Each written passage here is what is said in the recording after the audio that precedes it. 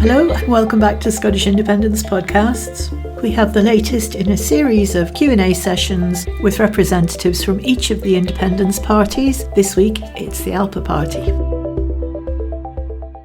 Yes, I was there. I was recording it, and I'm a member of Glasgow Pensioners for Indy anyway. So another kind of shout out to Mary McCabe, because she's got all these all these talks. She's the one who's been organising them and getting people to come, and then encouraging us to go along to the actual day. So this one is Nick Drurie. He's a member of Alba. In fact, he will be standing as a candidate on the Glasgow list in next year's Holyrood election. So I hadn't heard him speaking before, but I have come across people referring to him as being someone who's really on the ball when it comes to housing, social housing, where it's going, how social is social housing, and rent controls and everything. So I knew he'd be good at that, and he was, as you'll find out from some of the questions that he got asked. He just seemed well informed and friendly guy who wants to change Scotland into something better than we are now, and I just thought, oh, that's great. That's the kind of person you want in the Scottish Parliament. I mean, whether he'll get elected, of course, another matter, but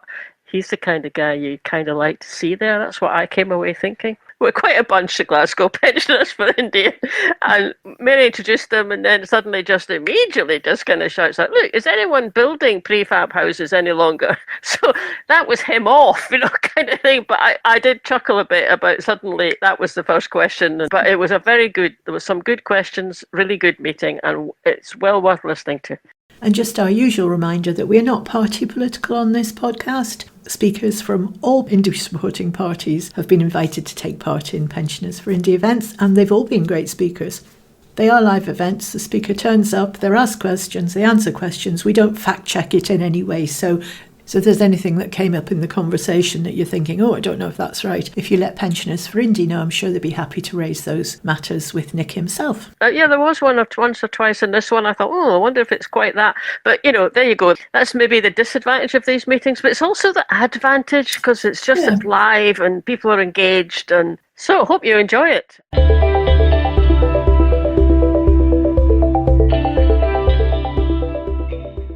My background is as a housing and tenants activist and as a professional community organiser. So I've been doing that for most of my adult life, and at the moment I'm the national organiser for the Scottish Tenants Organisation. Before that I've worked for Living Rent and also for London Citizens. I had an interesting negotiation with Boris Johnson when he was London Mayor on trying to win the first urban community land trust, which we did win in London Citizens. So I was a tenants activist in Possil, trying to stop my home being demolished the second time the Glasgow Housing Association, now the Wheatley Group, had come for my community, and I lost that one.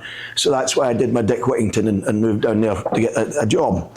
And I married my wife Eleanor, and then the referendum came up, and I thought, what am I doing here? Why am I in England? So we wanted a family, and we were staying in a hutch, paying over £1,000 a month for a one-bedroom flat. So we couldn't raise a family there, so we thought we'll move back to Glasgow.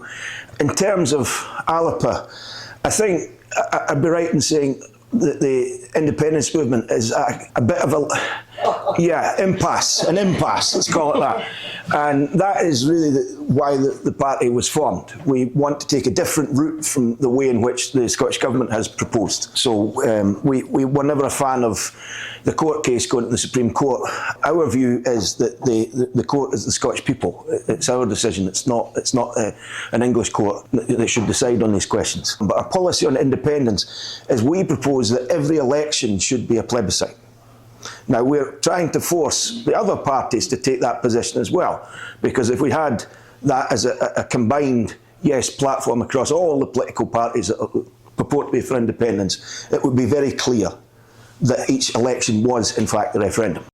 Now, we know that wouldn't grant us independence, but the point is we do have to have a democratic event, and if we're being denied a referendum, we don't need one. We can do that here and now. We've also proposed to the Scottish Parliament that we have a referendum on giving ourselves the powers to hold a referendum.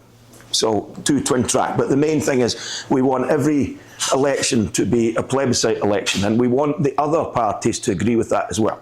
So that's what we're pushing on independence. But I'm sure, as you know, we used to talk about Scotland being the Saudi Arabia of wind. And when we look at what's happening, the growth in all the renewables industries, it's almost jobless for our country. The big plants like near Nangu and in the Firth of Forth, that's owned by the Irish State Electricity Company. You know, we are not seeing a penny.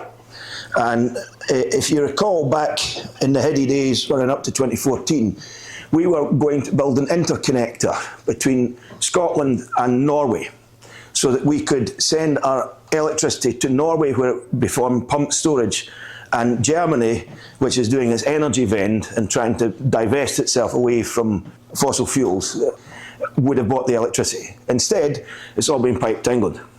So jobless, and it's, you know, these plants don't come without environmental consequences of their own. All these pylons that are going to put through the Highlands, and yeah, we're not earning any money on them. So, for example, we had the ScotWind auction. And I'm sorry to be critical here, but this is just the fact. With the ScotWind auction, which was a victory from 2014, we in 2014, following the Smith Commission, we gained powers over the Crown Estate seabed. So it was the Scottish Government that leased in that round of licensing. And they were very keen to say that they made 700 million in terms of the sales from the leases. But we know that the companies who will gain that access to that seabed will go on to make 20 billion, 30 billion in profits. We don't get any ground rent, and that's, you know, our proposition is that we should get the ground rent at a minimum annually, and on top of that we could have made twice as much just from the leases. But our argument on energy in general is that we should do what Norway did with the discovery of oil. In Norway, when they leased any new area for oil and gas exploration, they said Statoil has to have a 5% cut in every deal. And that enabled them, for when the next round of licensing came up, Statoil would have all the hydrology, they'd have all the information, so they'd be able to make a best value argument for why the next lease should go to Statoil. And by doing it slowly, you can effectively nationalise your energy sector without capital flight. We don't want to go, you know, like what Venezuela did, when expropriate this, expropriate that. No, what we want to do is slowly but surely take back a national stake. Because if we get the 5%, then in the next round of licensing, we can get more. So that's where we're coming from on energy. We want to see jobs, we want to see reindustrialisation and the benefits, and we want to start building up, you know, a national fund. So just straightforward social democratic politics. On housing, which is my baby, I chair the housing working group. We're very concerned about the housing crisis. So every time you look, the statistics are worse. But the last time I looked, there were 16,000 odd children who were homeless. Now, in Glasgow, we have a problem that gets worse and worse. I don't know if the last time you looked at the population in the city, because I remember distinctly Glasgow was about 560,000 people. Well, now it's nearly 700,000. So we're getting an increasing number of people and a reduced number of houses, and the cost of living crisis is ensuring that more and more people are being pushed into homelessness. Now, in my other side of life, I work in databases for homeless persons units. So I'm privy to the statistics, and historically, you know, before everyone did remote working as they learned to do from a pandemic, I've been doing remote working since 2001, but you know, before companies and councils started doing remote working, I would have to go into like homeless hostels and cut and paste and cut and paste and cut and paste. Now we just do that, we automate that. But the point is, I've had access to the statistics and seen it. It used to be that homelessness was dominated by older men. You know, that is changing. Unfortunately, the big growth in homelessness is young women, often with their children in tow. And there isn't the temporary accommodation to put them in. So we're seeing ever-increasing numbers of women and children being put into temporary homeless accommodation, hotel. And as you can imagine, that's pretty grim. You know, if you can't cook a meal, if you can't, you know, you effectively can't work. There's all these pressures on a young family. And the average stay in Glasgow, anyway, for one of these homeless hotels before you get other accommodation is 55 weeks. Now, if you're a child, 55 weeks is a very long time in your life. And that's the big growth. So we really need to do something about it. We know the population of Scotland is growing and is going to continue to grow, and it's not growing evenly. It's growing very rapidly in places like Glasgow and Edinburgh. So we really need an expansion of public housing. And our aim is to have a national house building company, because at the moment I speak to the kind of people who develop for Wheatley. I know a Wheatley developer, and he pointed out that at the last Holyrood election, when I was working for Living Rent and we were trying to push all the political parties to up the numbers, he said, well, look, there isn't the capacity in the sector. There's only so many builders, and the builders can only build so many social homes because they have to build more expensive homes. He said we can probably build about 5,000 houses. And if you look at where the Scottish Government is failing in its own house building targets, on average about 5,000 houses, he's right. So there isn't the capacity there to build the houses that we need, even if we put the money in. And of course the Scottish Government did cut the affordable house building programme, supply grant. It was restored by lobbying from the Scottish Tenants Organisation, so that's good, but you know, it's not enough. And other things that are happening, for example, you can be paid in Scotland for not developing a peat bog, right? So you'll have probably seen the growth of solar panels in fields. So basically what's happened is, because of all these net zero measures, which are well intentioned, but they have a knock-on consequence of increasing the price of rural land.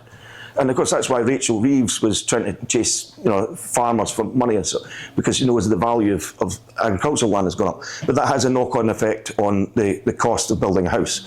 So to build a social house now, you could be anywhere between 150,000 and 200,000. So there's a big gap in the finance, and there's a huge skills gap. So we need a national house building company that will enable us to no longer have builders and hawk to the banks, because they're very tightly leveraged. With every council, you have what's called a SHIP plan, and it's a Strategic Housing Investment Plan. And the SHIP plan, basically, in Glasgow anyway, the way it works is they only release so many houses for sale in order to increase the price to keep the companies from collapsing. So if you think that's actually it's going the other way. It's a very neoliberal model of doing things. Yes, exactly, artificial scarcity to try and keep things ticking over. And the argument the council would make is, well, we need those builders there to deliver housing for us, because we need to deliver so many social homes to housing associations. Now, you know, there's a lot of little things that they don't, you know, Glasgow, we got rid of the social housing, and then we had a bonfire of, you know, when the GHA came in, they said they were going to demolish every tower block in the city. They didn't, but they had a good go at it. And as a result, we've lost about 35,000 homes, you know, more public homes, and we've never been replaced. Across the whole of Scotland, the figure's close to 68,000. So these homes have not been replaced. It's good that we're building homes again, but we're not building them at the extent of the need. So, as I say, a national house building company, but then there's the question of finance. And I always hate when people say, a big boy did it and ran away. You know, I'm sorry, we're not independent, so we can't do anything. I think in order to demonstrate to working people that independence is on their side, you have to actually start delivering and moving things forward here and now. And you know, we as a party are discussing the ideas of Alec Neil, former housing minister, best housing minister we've had in devolution, who argues that we can double the amount of social house building construction here and now, because pension funds want to invest in long-term investments. And you know, I'm not an economist, so I'm not going to talk about that, but he says that the bond that you would take out for each of these schemes, it would be built on the same way as the new town development corporations. And the bond that you would have with these pension funds actually would cost less for a council than taking out debt from the Debt Management Office, from UK government borrowing. So cheaper than government borrowing. Why aren't we doing that? So I think that's one of the things that we want to inject into the political debate, is a bit of urgency about we need to have more houses now. Now, obviously, there's other aspects of life that, you know, really dominate migration and population. A huge issue in Scotland. We have young people leaving the country to seek work, particularly leaving rural areas.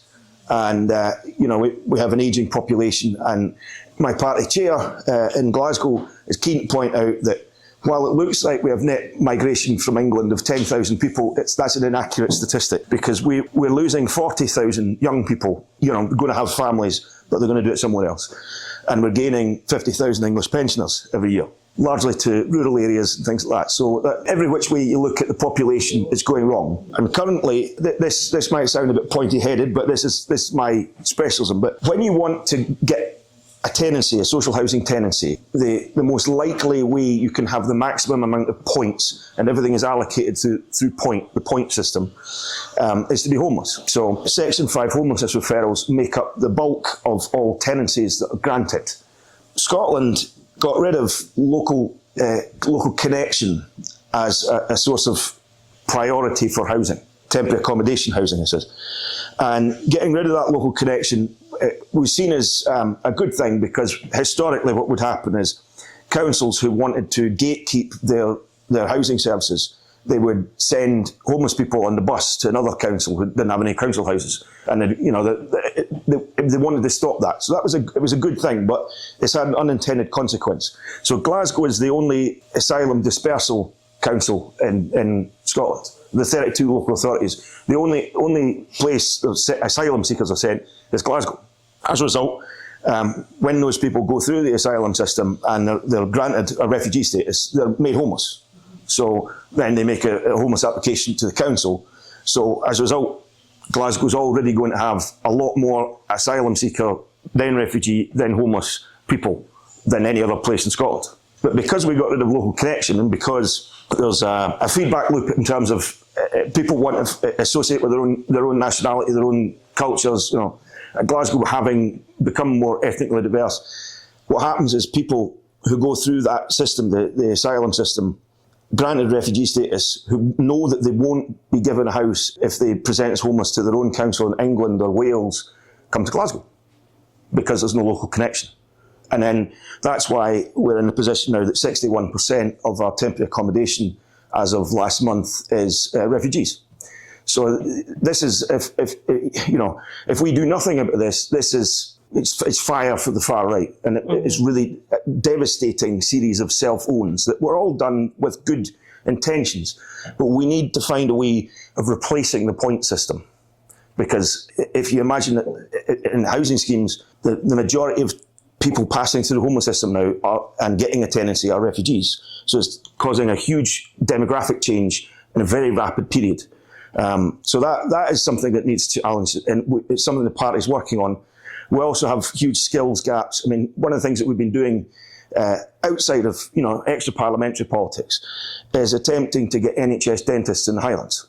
So we've been working with a university in Wales, which is going to do remote education for people who want to become an NHS dentist.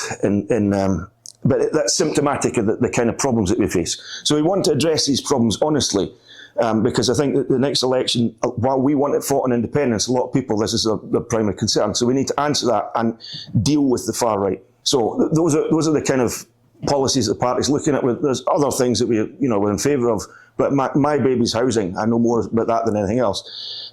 Is there anything anyone would like me to discuss?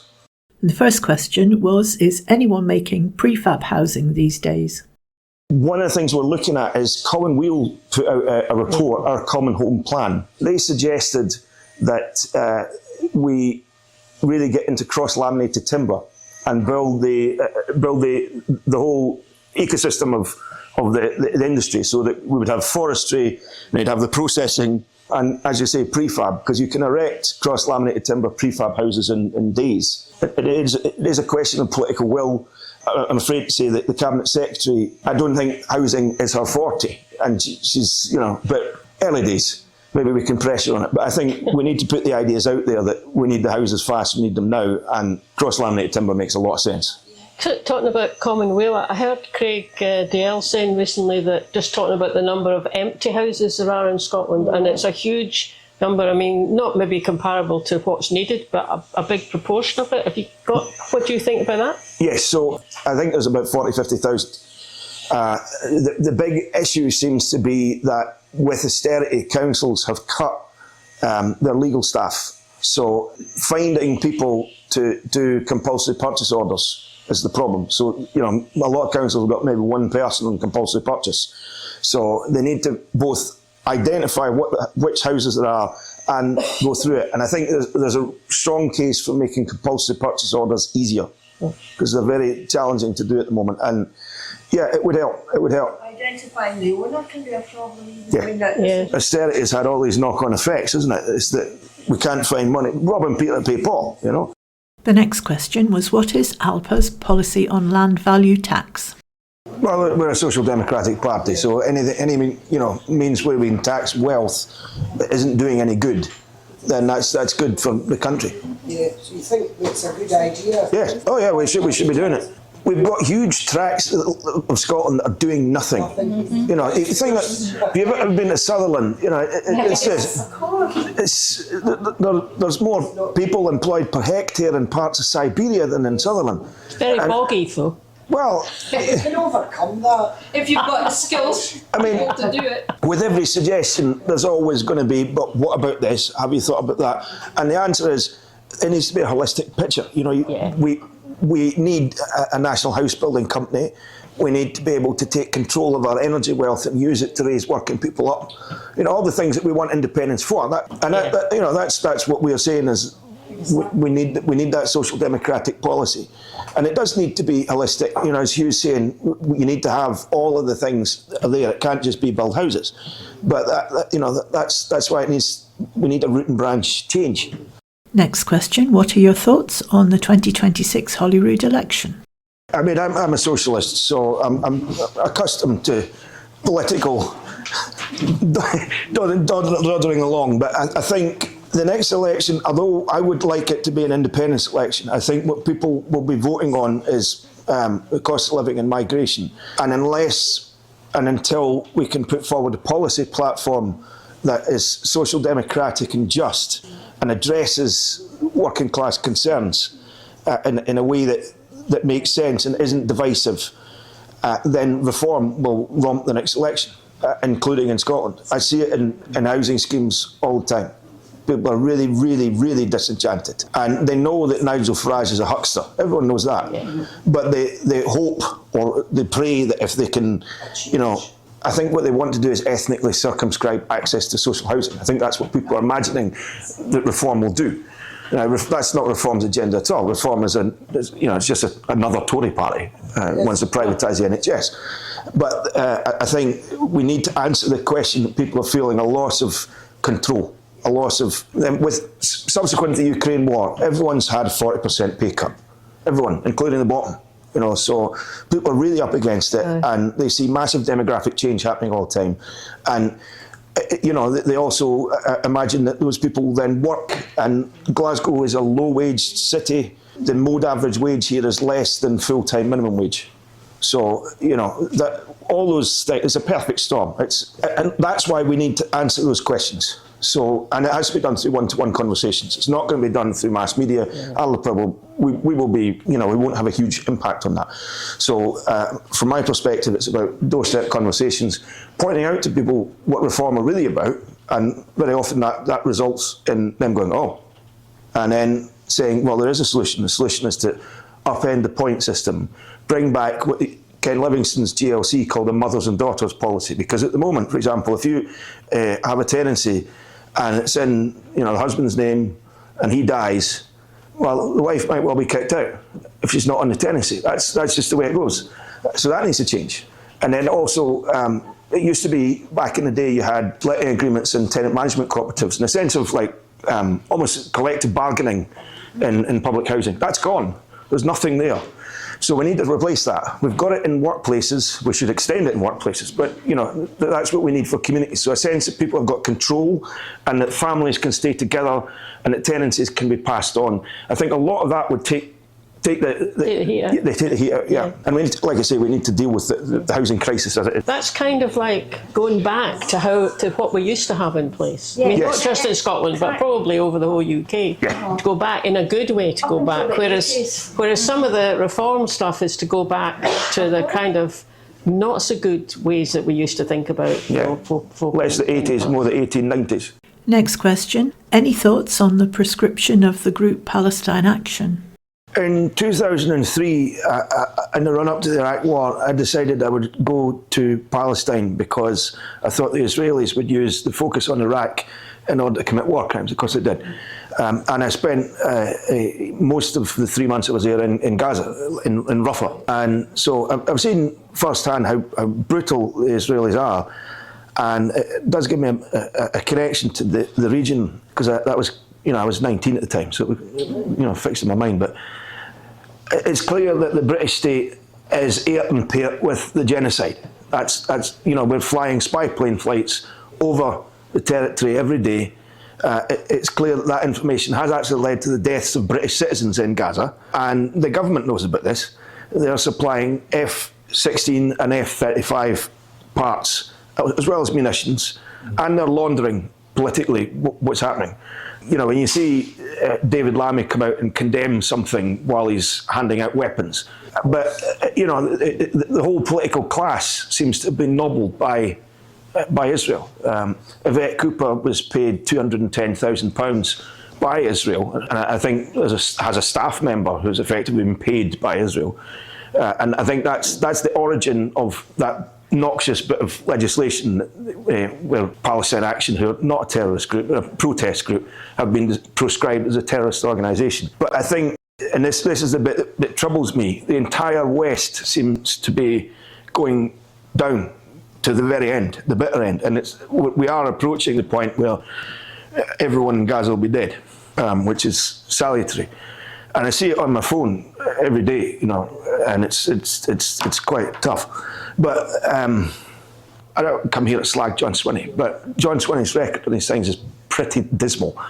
He personally intervened to change courses. It was a modern studies course. It was covering the conflict because he thought it was too pro-Palestine. He intervened to compensate Eden Springs when a civil service campaign to boycott Eden Springs was successful. So he's been actively involved, and the meeting that Angus Robertson attended with the Israeli envoy was sanctioned by John Swinney. They'd had a conversation about it. So Swinney seems to be doing, in a more soft way, he's not as directly implicated, but he seems to be doing something similar to David Lammy, in that privately he's just greasing the wheels of free market capitalism and links with Israel, and in public he's saying, oh dear, this is terrible, please stop it. So I think we need to demand better of our political leaders. What worries me about the actions taken against the proscription, when you had all these 1,000 people who were arrested in Parliament Square and all that sort of, is I think the state will just keep cracking down, because I think they're so heavily linked. BP is set to gain a major contract with the gas field that's off the edge of Gaza. So I think there's going to be kickbacks, and they're prepared to go down with the ship. It's like you've got two things going on. You've got Israel and its wider regional war, which includes a genocide, and then you've got Ukraine and the fact that the West is going to lose there. But Britain, and by extension Scotland's political class, seem determined to go down with the ship on both fronts. So it's a very scary time. What is Alba's position on Holyrood defying Westminster? Well, I think we'd be very much in favour of taking action where it was judicious. But I think in any case where you've got a political struggle where you are the weaker party and you want to assert yourself and gain more power, you should be doing that on things that are massively popular. Yeah. If you're going to defy Westminster rule, do it on something where everyone agrees with you, where it's obvious that you're in the right. Don't do it on things like trans issues or divisive things. And that's been part of the trouble with our political class, is that they've picked the wrong fight. Whereas if they picked a fight on energy prices and land, exactly. They'd get folks swinging behind them. We could look at 2014 as a defeat, or we could look at it as one part of a war of position, out of which we got the Smith Commission, which gave us powers over, and I mentioned it earlier, the Crown Estates, which we then could have used for social democratic policy. We didn't, but we could have. And I think that you need to think about that. This is not a one-off. And if we're independent, it'll still be a war of position, because we'll be right next to England. That's been our history. We'll never be rid of this dynamic, and we should always see it as an opportunity to assert sovereignty, but in a way that's popular. How will Alba link cost of living issues with independence? In my community, we have a district heating system, so all of our hot water and heating comes from a gas-fired power station, which is owned by Wheatley, would have been owned by Cube beforehand, before Cube was swallowed by Wheatley. And it's sublet to SSE in an agreement that we've never seen and we're not allowed to see for commercial sensitivity, but clearly they're making a bob or two out of it. In Denmark, something like that would be completely banned. Yeah. But, you know, Scotland is Scotland. We resisted energy price rises as a community. So we had a 50% rise when everyone got the rise in energy bills, just at the start of the Ukraine war. And we knew they'd come back again in October.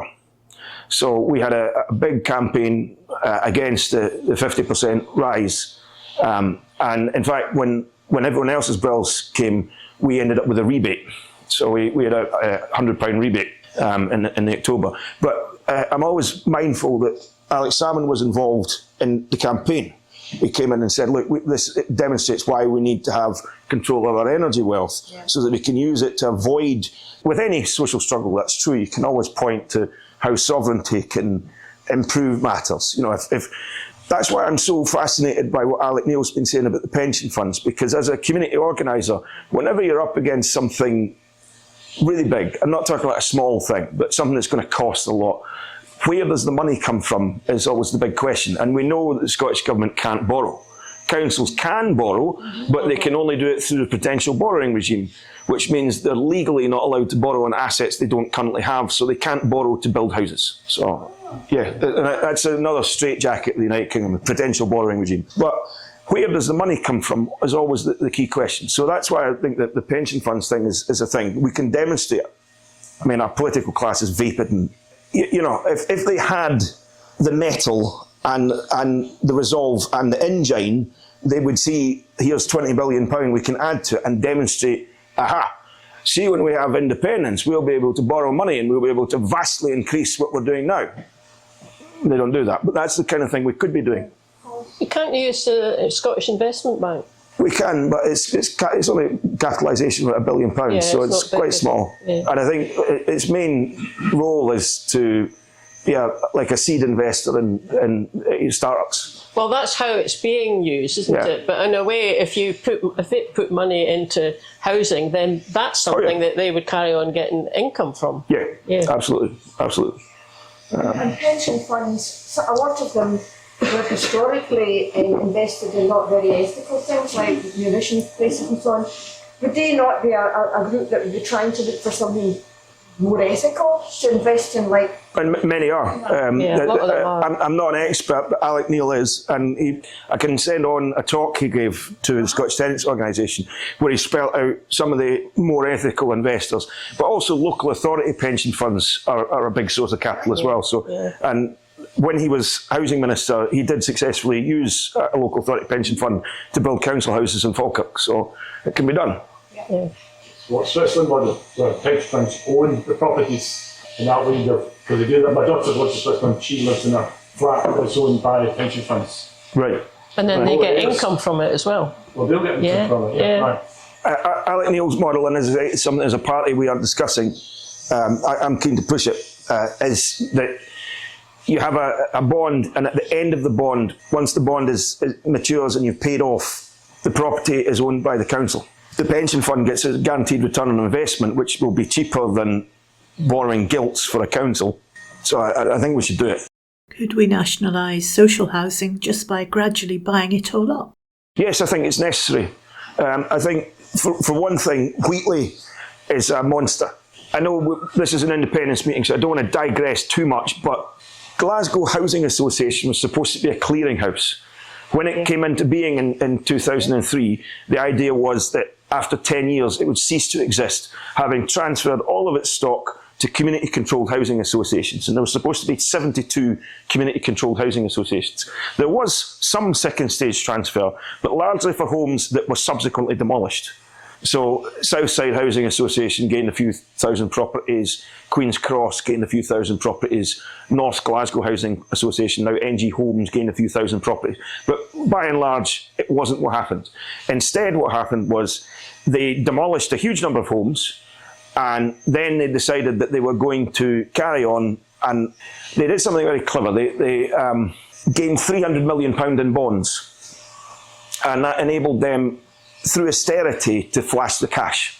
So as other small housing associations were collapsing just because of the lack of contracts, the lack of money, the lack of state finance, they came in like what they did in Wynford with Tube Housing Association, said, oh, you're cashed up, well, here's some cash. And slowly but surely, they assimilated them. So all the former council housing in Dumfries and Galloway, which became the Dumfries and Galloway Housing Partnership, is controlled by Wheatley. Wheatley is in 19 local authorities.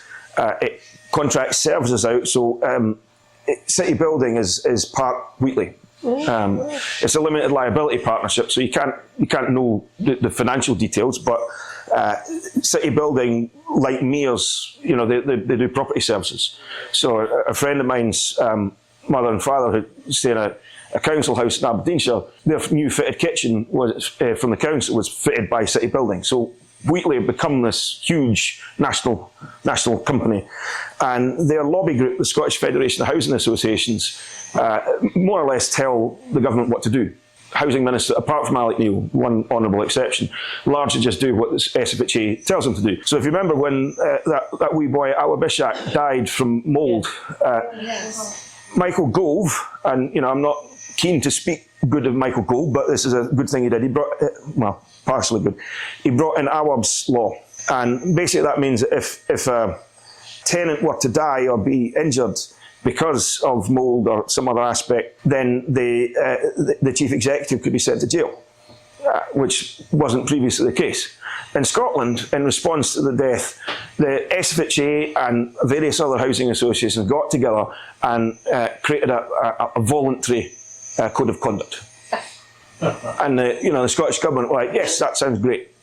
Subsequent lobbying, Scotland is going to do a similar thing to the AWAB's law, but that's tenants activists that push that, not the housing association. Well, it'd make you wait, so, wouldn't it? To come back to your point, I think we should nationalise Wheatley.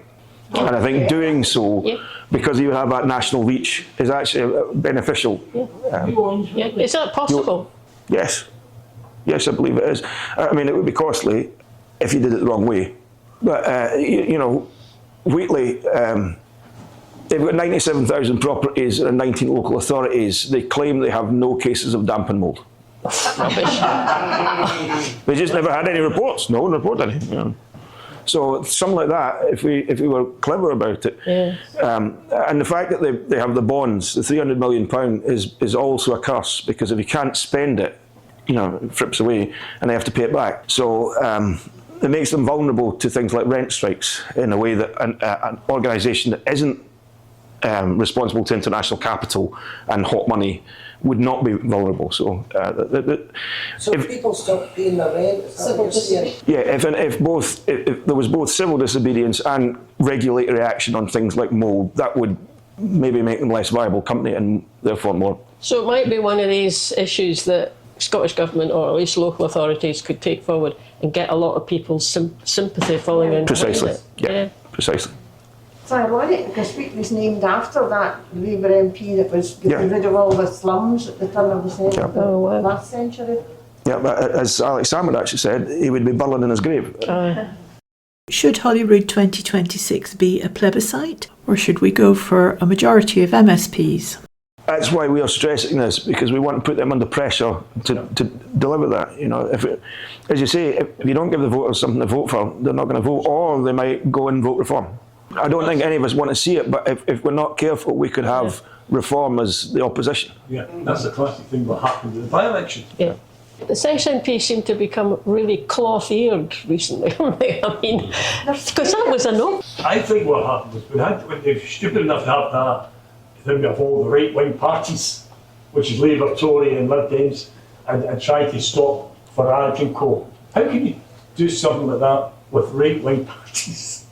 Yeah, well, it also has the negative effect of saying that reform are not the establishment. Yeah. which is exactly what they want to say. You know, and the fact is they are the establishment. And someone who's just scunnered with everything, maybe not for very good reasons, but definitely scunnered, will look to, oh, they're not the establishment. Oh, well, I'll try them then. The guy in my corner shop, he doesn't speak very much English, but sometimes we try to have a political conversation. He said he loved Trump because he's one of us. Is Alba standing in the constituencies? So we won't be standing in any constituencies. We'll only be standing on the list. The list, so what the list is. Well, we'll be standing in every list region. Yeah, I mean, my own view is we should, from an Alba perspective, we should just stop talking about SNP. It's not about them, it's about our policy platform. Because, you know, we have it on the membership card. You know, we want to see a constituted independent state. We want to see a social democratic republic. That's what we should be talking about. Why has Kenny McAskill not floated the idea of an Indy umbrella group?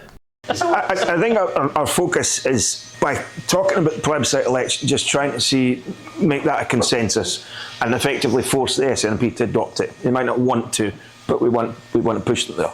I think there is a difference in pro-independence parties being voted for and pro-independence parties that all have as a point of manifesto why we are standing, that their vote should be counted as for a plebiscite election. That is, it's the mandate. You need the mandate, not just the numbers. Well, I think the political argument needs to be made. You know, we need a consensus on this. That's what we're doing, and there are things the government could do as well. If we get to a position where the government, you know, there's an SNP government, they could hold a fresh election, and say this is going to be an independence election. Yeah. How do we avoid a Reform UK Prime Minister in 2029? As I said, we're losing 50,000 working age Scots a year. Push that. I think we do need to push that, but there's two things. Our population is rising, but the number of people born here is falling. Right. So that's the simple fact. And the kind of migration that's coming isn't filling skills gaps. It's creating greater competition for fewer and fewer resources, and that's what people are angry about. And I think it needs to be reframed. This is not a racial thing. I mean, I came along Maryhill Road here in my car, and there were salt tyres all along the road, and I did wonder to myself, is that some kind of nativist thing? Is that the same sort of thing that they're doing in England? Because I thought, who would put them up? I can't think of a nationalist or national thing happening right now. I might be wrong, but it did feel a little bit odd to me.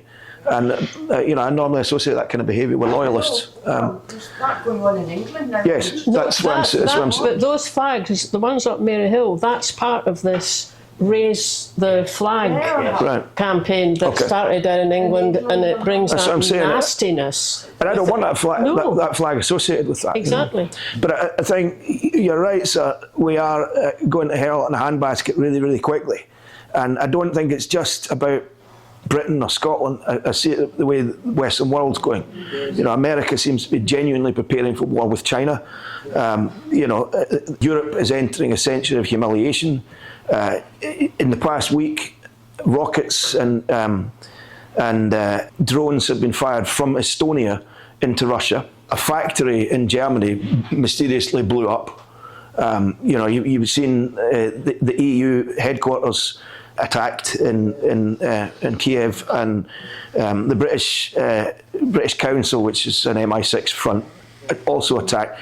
So we're moving more and more towards a conflict between the BRICS states and the Western states, and we don't have any sovereignty at the moment at that time, and we'll be dragged into England's foreign wars. And it is a failing state, and we are as individuals paying the price of that imperial conflict. You know, the 40% pay cut is because of that war, which also prevents us from reindustrialising because it's so expensive to make anything here. You know, Germany, for example, grew 2 to 3% every year from the war. You know, West Germany, and then now it's had 3 years of recession, and the energy prices are like 3 or 4 times that of the USA. We're all still importing and living on Russian gas and oil. If you get your oil from the supermarket, that gets landed at Clydebank. They put a new plate on the ship. Maybe it comes from Uganda or India or whatever, but it's still just Russian oil. So, we're doing no damage at all to Russia there. So that's the international context. And also the West has aligned itself with a genocide. So international law is becoming moot. We are at the same point in history as Mussolini's genocide in Abyssinia. It's the point where international law doesn't matter anymore, just as a prelude to a wider global conflict. So in that context, we can't afford not to be sovereign. And you're right that it looks like England is going to elect a Thatcherite masquerading as a nativist Prime Minister, and they will do great harm to us. But we need resistance, actual resistance, and that involves everything from the law, as you pointed out, in international courts. That needs to happen. We need the political mandate, but we also need the civil aspect. We need to be able to defend our institutions if we're called upon to do so. As you said earlier, no one ever got independence by playing nice, and unfortunately our political class seem to be more about, well, my pension's going to be good, and quiet life. Yeah, quiet life. And quiet life often means servicing capital and getting lucrative contracts after life in politics, and that's not where our society is at right now. It's a powder keg. If you talk to people, they're raging and hopeless and can't afford things, and where our government's at is let's ban 2-for-1 deals on pizzas, and In the mainstream media, like the newspapers, which old people still read, anybody under 50 doesn't, I think, but they always are playing one against the other. One day it's not giving it, the schools are horrified because it's not giving enough money to education. Next day it's the housing, not enough money for housing. Next day it's not enough money for hospitals. It's never on the same day, the two of them, so they're played off against each other, and people see these things in isolation. That's an example of why you need to push the envelope. If there is available means of doing something different, you should seize it. Yes. So we should have been charging annual ground rent for. Yes. We should have Kenny McAskill tried to challenge John Swinney for the leadership over this and everything, and John Swinney took him into a wee room and had a quiet talk with him, and Graham McCormick said he's promised to do a lot of be different now. Didn't happen. No surprise. Yeah. But if we did that as a society, if we pushed the envelope as far as it can go, if for example we'd had the interconnector between us and Norway, the more the economy is divested from England, the more sovereign we are. Yeah. And it is a war of position. If we were to become independent now, we would still be a regional economy, so we would need to change. I mean, if you look at China's rise, what they did successfully was they built the ecology. It's not just about they made a product. They built every bit of the product, all the way down the line. So each manufacturer is only making a tiny marginal bit of profit. But the fact that they're all there together means that their stuff is so much cheaper. I don't know if you saw about Pakistani peasants electrifying their villages at massive scale because the solar panels are now cheap enough. So they organised cooperatives, and the government didn't do it, they did it. They electrified their own villages because the consumer technology became so cheap because of the way China's done it. Scotland can do that too. They're saving a fortune. Exactly. Are there any more questions to put to Nick? Well, thanks very much for that.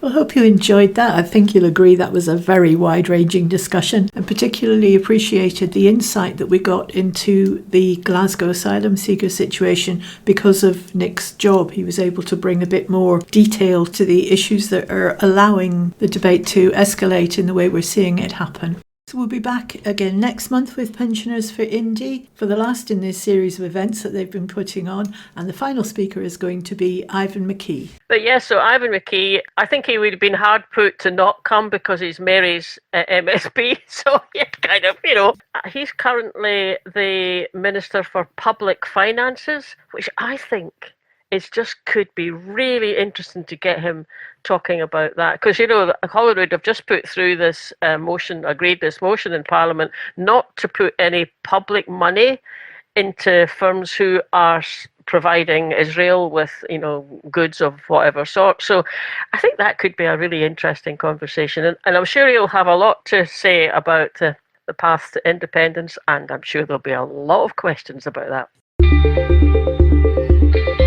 Thanks for listening, everybody. Hope you enjoyed that. Don't forget to subscribe to us wherever you get your podcasts. And if you're listening on YouTube, you can click the little bell and you get a reminder whenever we put out a new episode, which is every Friday. And sign up for our mailing list. You can do that from the website, and we always send one out at the beginning of each month to tell you what's happening. Last but not least, you can buy us a coffee on coffee.com. And we'll catch you later. Bye now.